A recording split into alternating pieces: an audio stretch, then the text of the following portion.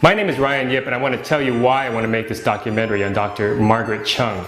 A few years ago, I was doing research on the history of my grandfather, who graduated from USC Law School in 1915.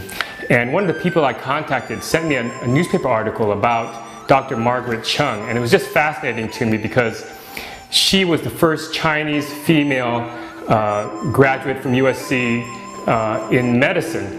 So she was basically like the Sally Ride and Jackie Robinson of the medical profession.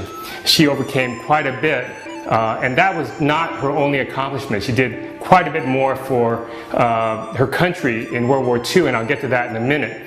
But Dr. Chung came from a very impoverished background, a daughter of immigrants, the eldest of 11 children, and she had a pivotal moment in her life when she, as a young child, saw this physician coming in on a bicycle to the ranch where her father worked, where her family lived, and saw him treating patients there at the ranch, and his charismatic style just inspired her to become a doctor, even though she had no role models of Chinese women doctors in the United States. But she did persevere. She had paper routes and sold subscriptions to newspapers and won speech contests so that she could work her way and raise enough money to go to medical school. And she did enter medical school. She entered USC Medical School. Tragedy struck, though. 2 years before she graduated, her mother passed away from tuberculosis, and so she had to, as well as study for classes, she supported her family of 11 also. So very much a hardship in her life, but she did graduate from USC Medical School, but that was not the end of her struggles to become a doctor. Actually, when she graduated, no hospital would accept her as an intern for her residency. Tragedy struck again for her. Unfortunately, her father bled to death after being hit by a streetcar.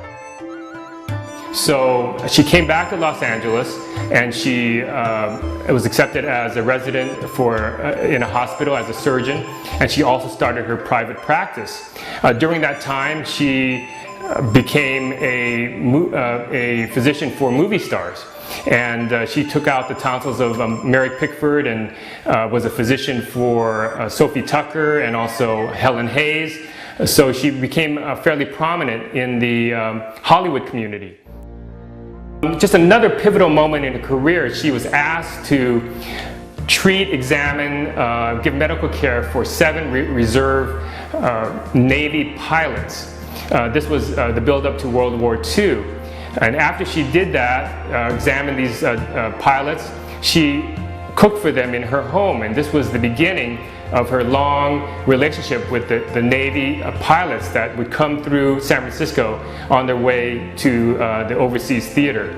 She would give gifts to these pilots and serve dinner and host parties at her home for them. And these pilots really appreciated her hospitality, and they began to call themselves her adopted sons. And they gave themselves the name Mom Chung's fair-haired bastards, because Dr. Chung was not married at the time.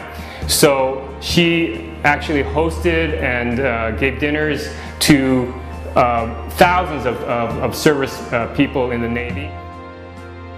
She was instrumental in developing and supporting service people in the Navy, and because of that she became well known, and she was asked to recruit pilots for a special force called the Flying Tigers to enter China.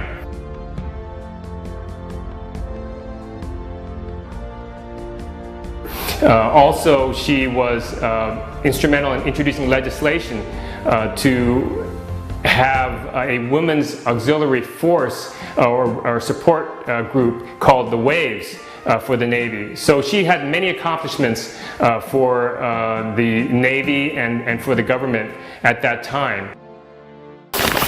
So really, she was really a Chinese cross between Florence Nightingale and Bob Hope in World War II in San Francisco. But she really never received the recognition that she deserved, I believe, for her work, becoming the first Chinese female woman physician in the United States, and also her work supporting the service people in the Navy during World War II. So this is why I want to make this documentary, and I hope you'll join me and help me fund this project on Kickstarter. Thank you very much.